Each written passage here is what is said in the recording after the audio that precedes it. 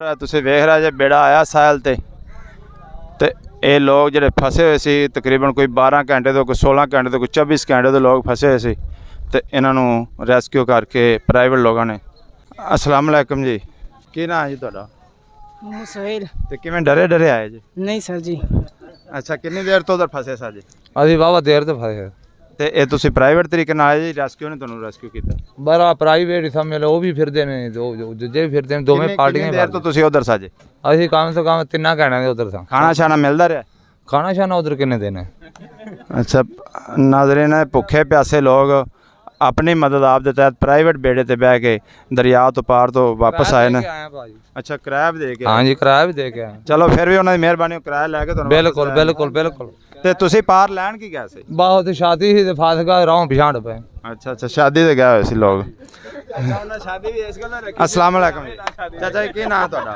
अब्दुल रशीद जी। अब्दुल रशीद, तुसी पार गया हजे? नहीं सर, मेरा तो डेरा है। अच्छा, पत्तन डेरा पठान तुहाडा डेरा।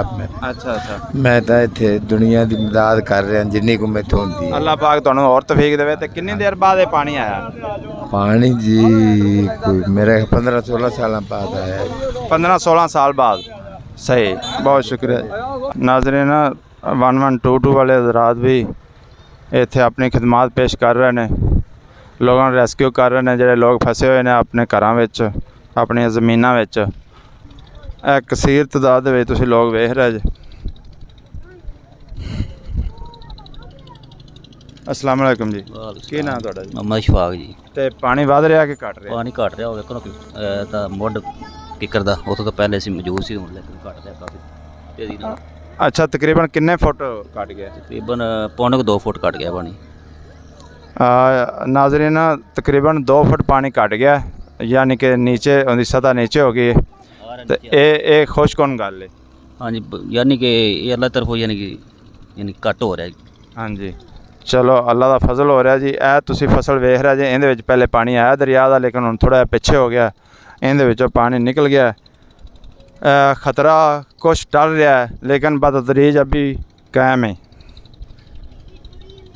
तुसी बहुत पानी वेख रहे जे, काफ़ी देहात ज़ेरे आब आ गए ने। और सामने एक देहात नज़र आ रहा है पानी दे विच, और रेस्क्यू कश्ती के बिल्कुल उतली साइड सामने। प्राइवेट अमला जे लोग अपनी मदद आप दे तहत भी बेड़े चला रहे हैं, मालकां दे बेड़े ने, ये लोगों ने अपने बेड़े खरीदे हुए ने, बनाए हुए ने। जिन्होंने लोगों के रकबे ने दरियाओं पार, उन्होंने बेड़े बनाए हुए हैं, वो लोगों ने रेस्क्यू कर रहे हैं। जेडे पार लोग फसे हुए हैं, सारे लोग अपनी मदद आप दे तहत कुछ सरकारी 1122 के तहत लोगों ने रेस्क्यू कर रहे हैं। बोट तुसी वेख रहे जे खड़ी, ये 1122 की बोट है।